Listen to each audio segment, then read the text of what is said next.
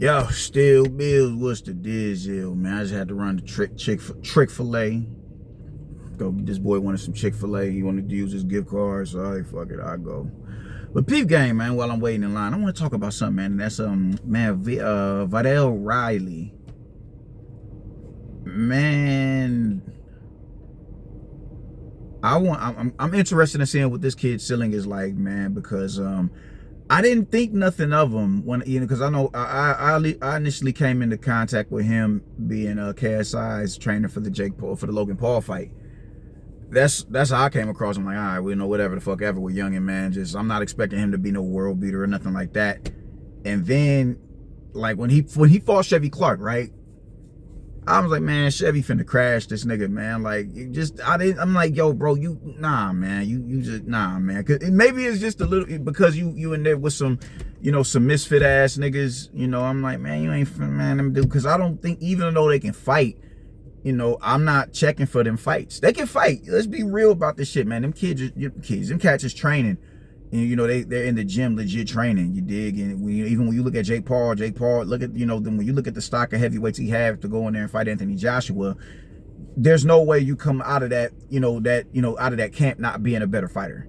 Is he a world level fighter? Absolutely not. But he can fight. Jake Paul can fight. And his brother can fight too. Your average nigga is not gonna do nothing with them niggas in the streets. I'm telling you right now. I keep telling people that. Your average nigga is not doing shit with them dudes in the street. Y'all gonna get y'all head smooth, knocked the fuck up off y'all shoulders fighting them. But my point is, I just when I look at them, I don't look at, world-class boxing. You know what I'm saying? I don't see world-class boxing. I see some, not degenerate shit, but I see some, some circus act type shit. I see that. It's like, the Harlem Globetrotters. You don't watch Harlem Globetrotters over no ball's life. You know what I'm saying? Even though the Harlem Globetrotters can hoop. You didn't watch N1 basketball over NBA basketball, but them N1 niggas can hoop. You take all the extra showcasing and tricks out of the game, a lot of them cats can play ball. A lot of them niggas can hoop. And that's just how, that's how I see these cats. And even, including, Viddal. I was like, yeah, man, I'm not convinced with youngin'. You know what I'm saying? I'm not so, I was, I haven't paid, man, pause. Yeah, my fault, man. But I didn't see a fighter worth looking at when I first came across him. And then when I see that he actually beat Chevy Clark, that kind of had me like, whoa, that was kind of unexpected. Now Chevy Clark is still a dude, coming up. So he's not at the level of a Chris Billam-Smith. He's not Ryan Rosinski. He's not he damn sure ain't Jairo Pataya. He's not Dorothy Coast. He damn sure ain't Zordo. He's not none of these niggas. He's not none of these dudes, man. But hold on. Got Jasmine and Ronaldo. Yes, sir. Appreciate you, my man. You have a better one. But yeah, man, like I was saying, he's like I didn't see anybody. I didn't see anybody worth looking into, man. And then when he beat Chevy, I was like, whoa. Okay, so this kid might be for real. And I didn't go watch that fight because I was just like, whatever the fuck ever. I paid no attention to it, but I heard about it. I'm like, he beat Chevy? That was just something I wasn't expecting. And then to go and see him look the way that he looked in front of Masternak. And Masternak, like, just the cruiserweight division isn't super deep like that. Like, just when you look at the cruiserweight division ain't like, it's not like, junior middleweight. It's not like super middleweight. It's not like lightweight and super lightweight. It's not deep like that. It's not deep like that as far as fighters that you like, it's not, you have to earn your spot to be that, just you have to somewhat stand out. Even if you're a top fighter in the division, you have to stand out amongst the rest. There's not a lot of standout fighters at cruiserweight. There's good fighters up there, definitely. You in the rankings, you definitely got to be good at what it is that you're doing. But, I can't name 10 fighters at cruiserweight that's going to wow you like the fighters at super middleweight and junior middleweight and lightweight and super lightweight. It's just, they're not there like that.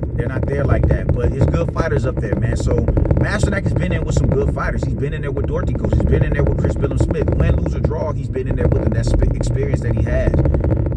for him to be in there with those caliber type fighters, you look at, both of those dudes are former world champions. That's something to consider. That's something to consider, man. Those are the only two names that that come to mind of fighters that he's been in there with, Yornio Dorticos and Chris Billum Smith. So when you look at that, it's like, okay, he's been in there with it. Shit, man, Yornio Dorticos, he fought him in the in the Super Series. You gotta look like, okay. He's homeboy been around the block. You know what I'm saying? So, damn. So, pause that. So, for Riley to go in there and do what he did, I was impressed watching it. I'm like, yo, this was my first time legit watching him fight. This is my first time legit watching him fight, and I was really impressed with what I saw. He's not gonna be a dude he's not gonna knock niggas dead. That's not his game. Clear as day, that is not his game. But he's an accumulative type of fighter, and he's gonna point you. He's gonna point you. Masternak looked like he was in a fight coming up out of that fight. You know what I'm saying? He looked like he had been in a fight. And it's really good punch placement. It's good counter punching, good jab. He gets his head off the line when he jabs, and not just jabs, he'll double up on the jab. That's Mike Tyson-esque. Because they saying that he's 6'1".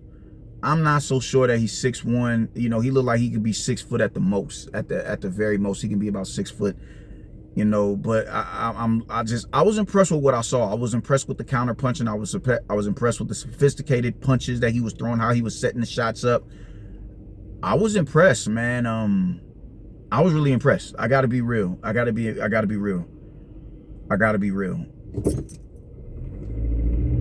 I'll be looking forward to seeing Viddal Riley fight.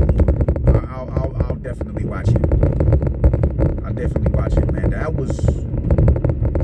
That kind of blew me right there. I'm like, this dude is like this? What the fuck? So, who does he fight next? I know, they're talking about, did they bring up Chris Billum Smith? I wouldn't put him in front of CBS just yet. And it's not, it's just the size and the punching power and just the experience there. I wouldn't put him in there with that dude just yet. Get him some more, get him another. He's already fighting 12 rounders though, man. And honestly, if he's been in there with Masternak and he went there, he embarrassed him in the manner that he did, maybe you can put him in there with Chris Billum Smith. Maybe you can do that. Maybe, I don't know. I would, just because just at the tail end of the fight, when Masternak started really putting shit together, he clipped him with that left hook a multitude of times, man. And I'm like, you can't get clipped with that same shot in front of a Chris Billum Smith. You can't do it. That's just not the thing you want to do. Because that's not no man you're trying to get hit by. Because that is a heavy-handed motherfucker. Chris Billum Smith is a good fighter. He's a good fighter. He's a solid, sturdy fighter. Man. Just for the caliber of fighters that he's beat, he devoted the belt off of Lawrence Okolie. Took the belt off him. The same Lawrence Okolie who's up there at heavyweight now. Violated Richard Riakporhe, the same Richard Riakporhe who knocked his shit in the dirt at heavyweight now. So could you put him in there with CBS right now? Potentially.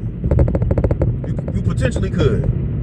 But I personally would just like one more fight. But the thing is, after you have these type of fights, in most cases, you're able to see the deficiencies that you displayed in that fight. You're able to go back to the table, to go back to the drawing board, and you know what I'm saying? Iron them wrinkles out in your, in your deficiency department, and boom. Now, all right, cool. You keep your backhand up a little bit more. You're a lot more alert of certain shots. So maybe you can put him in there with Chris Billum Smith right now, man. He's faster than Chris Billum Smith. He's better on his feet than Chris Billum Smith. But Chris Billum Smith is a big, sturdy cruiserweight with heavy hands. The dude has heavy hands. It's nothing that stand out about Chris Billum Smith outside of the fact that the dude is a brolic motherfucker with heavy hands. You can't afford to go in there and get clipped in the way that by Chris Billum Smith, the way that you was getting clipped by Masternak in the 12th round. But he's in 12 rounders right now. He's fighting in 12 rounders. I don't know if Chevy was a 12 rounder. I can't remember that. That was just last year. But I, you know, just I don't know if that was a 12-rounder. And I know this fight today was a 12-rounder. For him to be in a 12-rounder, yeah, okay. And for you to be that dominant in that 12-rounder, okay. So this kid is showing promise right now. So I would like to see what it is that he does next, man. I would like to see what he does next. Shit, man, put him in there with Badu. Throw his ass in there with Badu Jack. If Badu ain't retired. Since not going to Brian, Noel McKaylian, Noel McKaylian, he's not gonna get no fight with Noel McKaylian, man. But shit, it's a real good situation for him to go in there and fight someone like a Viddal Jack. Viddal Jack is he's trying to bounce back off a loss, and we're trying to see where Viddal Riley is at, what his ceiling is, man. And if he can come out victorious in that fight, hey, yo, that says a lot, man. So let's see where he's at. Let's see where he's at with this, and yeah, put him in. I would like to see him in there with someone like with Viddal Jack. But nonetheless, I was impressed with what I saw from Youngin, man. Salute to him.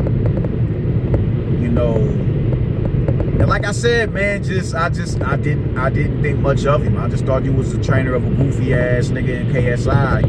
I didn't think he was official like that, Like I just, share that bridge. You his age, what he gonna teach you? You his age, what he gonna teach you? You brought a butter knife to a gunfight. You know what I'm saying? Was talking greasy to that nigga. I'm like, oh yeah. So just when I saw Viddal, I don't know if it's Viddal or Viddal Riley. That's the first thing that popped into my head was this nigga right here talking that talk. So I wasn't paying no attention to this nigga, man. And for him to look the way that he looked, I gotta be real, I was impressed, man. Him beating Chevy Clark, that made my antennas go up. And now I'm gonna have to go back and watch that fight. I never went back and I watched that fight or even looked at the highlights. But I did take notice of that. Oh shit, man. Youngin beat Chevy Clark. Oh shit. He beat Chev. Okay, right on. That's what I'm talking about. Now he done went there and beat, dominated Masternak. Let's see what Youngin got, let's see what Youngin got to offer, man. Because if we being real, there's more pizzazz to his game. There's more pizzazz to his game, It's not just him being a brute. It's not just him being,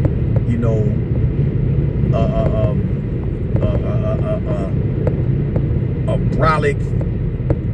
It's none of that. You see IQ there. You see ability there. You see attributes there. You see X's and O's. You know what I'm saying? You see a build-up boxer type of fighter. You see a fighter that was built up from scratch, then taught in the gym. This is what you do. Taught him how to slip a shot. Taught him how to set up a shot. I was really impressed with him, using a double jab with his head off the line. I was really impressed by that, man. I was really impressed by that. So yeah, and like I said, I don't think he's 6 foot. I don't think he's 6'1". I don't think he's 6'1". I could be wrong, but I don't. I just every time I look at some. It's saying Chevy Clark is 5'11", as on certain on box rec, and then on other shit he's 6 foot. And then you see them niggas stand in front of each other, they're eye level. And he may even be, about a half an inch shorter than Chevy.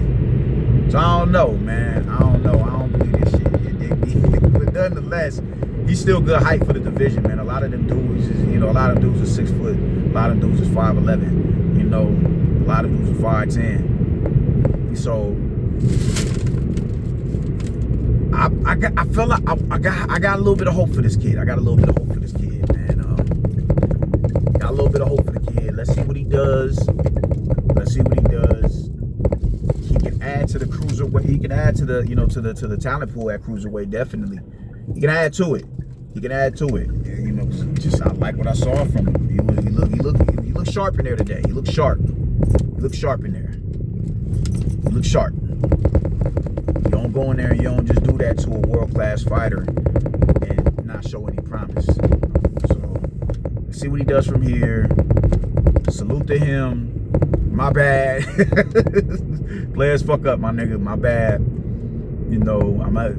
That's on me. That's on me. But I'm tapped in now. I know that much. So that's all I gotta say about it. I'm about to go to the crib, finish watching the Green Mile with my wife, and I'm kicking my feet up for the rest of the night, man. I'm gonna watch Tim Zoo later on. So I can tap in with y'all later, yo. Y'all stay righteous. Deuces.